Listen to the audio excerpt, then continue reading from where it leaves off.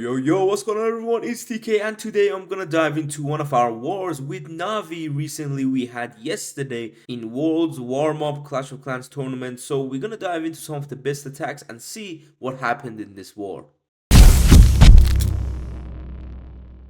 Now here we are. The result was 14-14, and guys, honestly, this was such a, I would say, stressful war, especially when the Clash of Clans broadcast, like their live stream was streaming us, and there was admins telling us what times to hit. So the war wasn't actually going through the time hits. Really, I can put a screenshot of that. You can see 4 minutes left in the clock, and the war was already finished.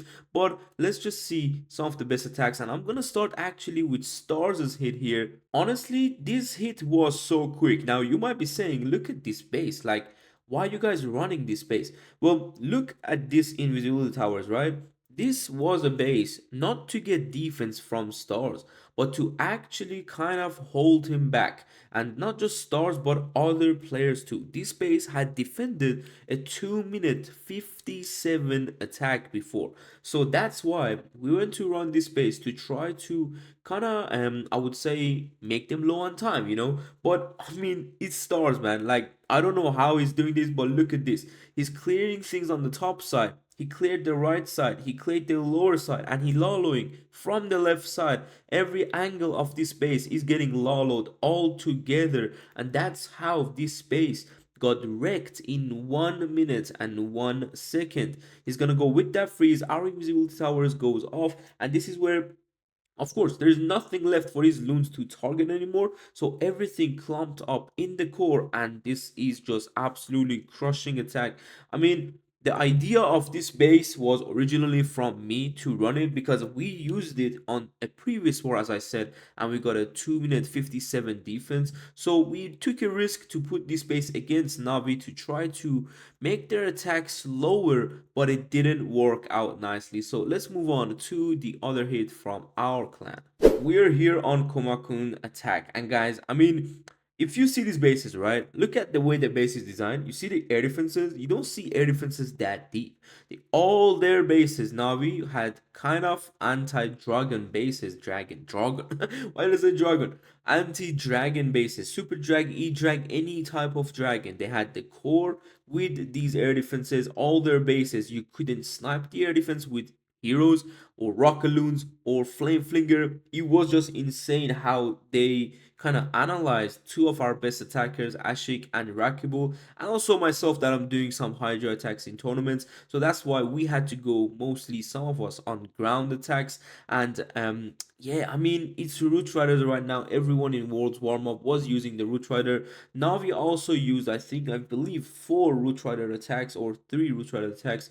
Only Pikachu and Stars used Lalo. They're just too good and too quick with their Lalo hits. But let's take a look at Komakun here, absolutely crushing this core of the base. He has RC coming from the lower side. His attacks is not as close to any like of type of Stars 1 minute hit. I know, but the fact that Komakun tripled is enough for us, was, well, basically enough for us, because I failed, guys, before this attack. So it was just about not time anymore. Like, time didn't matter that much, so we went for just triples. And well, yeah, I mean, guys, I already spoiled it that I failed. We're gonna see how I felt and why I failed, and then we're gonna see Goku's attack after me. Usually I go third in our team, so it's a bit tougher to plan if we need to change strategies, if we need to switch strategies or something. And that is basically what happened. I mean, I was like focused enough on the war, but because, as I said at the beginning, there was admins telling us what times to hit, suddenly 1 minute before my attack time, which was 21 minutes, admin told us to, you may go whenever you're ready. But I was just switching strategies and stuff. I thought I should go really quickly, so I went in. I had to change strategy, I had to change pets, I had to change equipment and CC troops, and I fully switched strategies to Lalo. I switched to Zap Lalo. I was doing some Hydra, but look at the air defenses. This is where you can see air defenses in the core and also with poison towers. my Hydra attack wouldn't work on this one, but I was planning to switch attack anyway.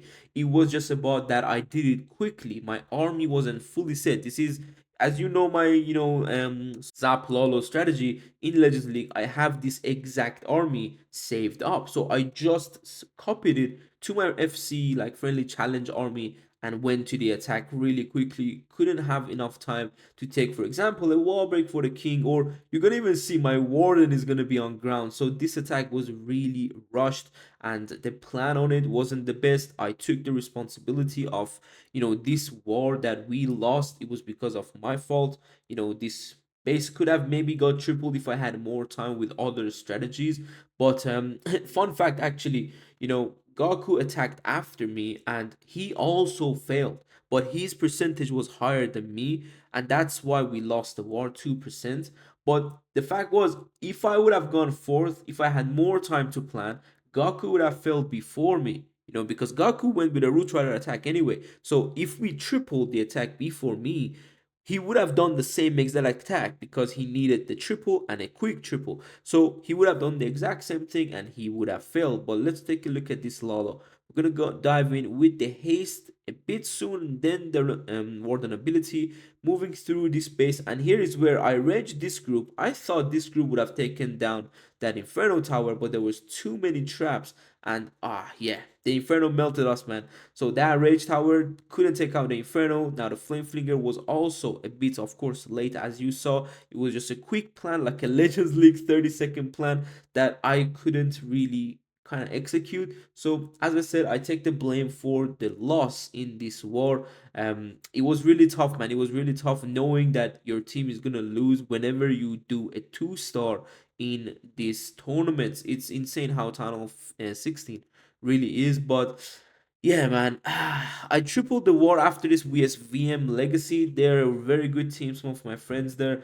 I tripled after it, so I was feeling a bit better at the end of the day. But we got eliminated from the World's Warm Up in general. It was a very tough tournament, and at the same time, currently the game is not at its best. So big teams fighting each other, you don't really see crazy strategies. You don't see creativity because everyone trying to go for time. And those who were actually live stream on the live stream yesterday, you saw what happened. We had a lot of 1-stars because players tried to be so quickly and they missed their opportunity of getting the triple and moving on in the world's warm-up bracket.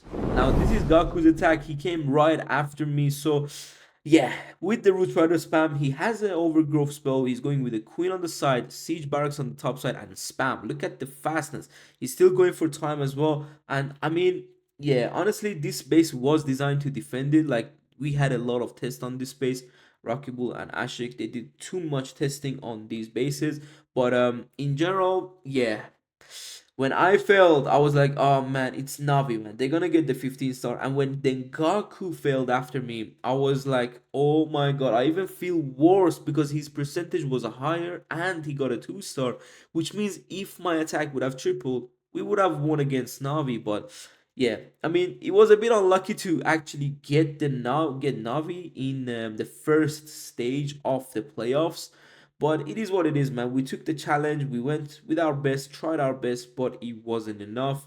And yeah, I mean, I can't say much, but let's see what happens to Gaku's attack. He's gonna rage that core area. He has the RC in the core. These walls are closed. He has one wall breaker. Did he want the queen to get the town hall? But her ability was gone before, so I don't know. But we got the King Gauntlet yet to go. Now he's gonna pop it on the Town Hall, most importantly here.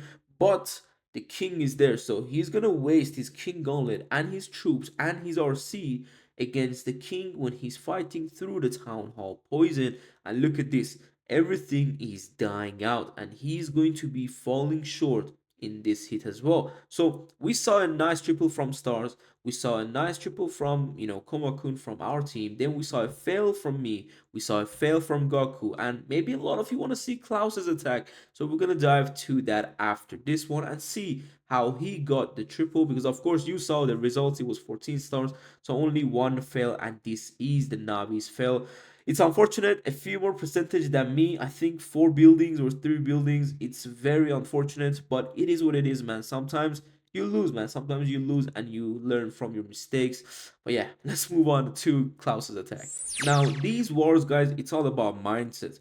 We had a base kind of, I would say, designed to bait Klaus. Now, you might be saying, how do you bait Klaus? Well, one thing we had was we put a base that Klaus had hit recently, and it was a Tribe Gaming base. It's not this one, it's the base that I was running. But unfortunately, maybe Klaus knew that it's the same exact base, and we are doing the bait. So he didn't take the bait and he hit another base. These are the kind of risks that when you are hitting against a top team, you need to do. Like, you need to take this kind of risk. Sometimes it's going to pay off and you might win the war. Sometimes it doesn't. And that's how simple I can put it for you.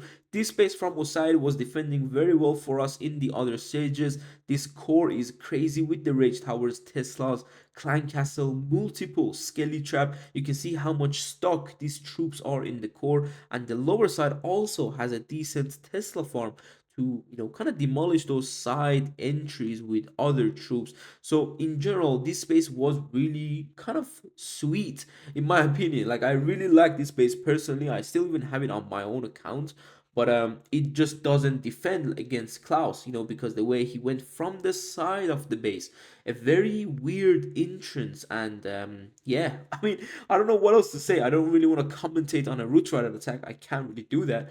But in general, this is how the game is right now. Unfortunately, no one can do their own strategies unless they know they can win the war on stars, not time.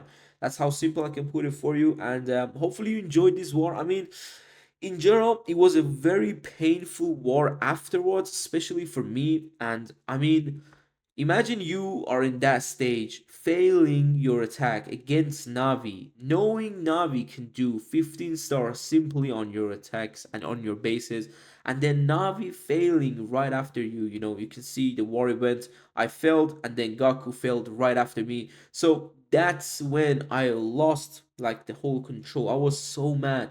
And yeah, hopefully I learned my lesson, but the war after this, I went there, I took the 3 star, of course. I tried to keep my cool. We lost against VM Legacy as well, so we were out of this competition. Hopefully you enjoyed this video. I learned a few things from my mistakes, from other players' mistakes as well, and see some of your favorite attackers on Navi trying to do those attacks in with the Root Riders and Lalo, of course. Stars put a very crazy attack with the 61-second triple. But yeah, man, I mean, GG's to Navi. I love them all. Really clever players there. And it's really unfortunate we can't see their talent in Tunnel 16 because of this current meta in the game. Hopefully we have a pro mode or a something that is different and we can all go and do our own strategies, get some nice wars for the viewers even who are enjoying these wars on the live streams. But hopefully you enjoyed this. I'll see you soon in the next video. Take care and peace.